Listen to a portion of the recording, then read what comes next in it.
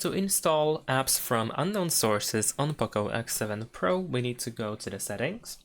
Then in the settings, we need to scroll down and find privacy protection and then choose it. Over here, go to special permissions. And here you need to scroll down to find install unknown apps. Once you go over here, you will find all apps and the information whether these apps are allowed to install apps from unknown sources. So let's say if you have downloaded an app through the Chrome browser, then you need to select Chrome and then allow the Chrome app to install apps from unknown sources. Of course, you have the danger information about what can potentially happen when you do that. But if you are aware of the risks that are, of course, only potential, then you need to, of course, confirm that you are and then press OK.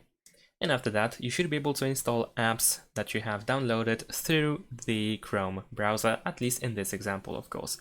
And if you want to disable, then of course tap on the switcher again.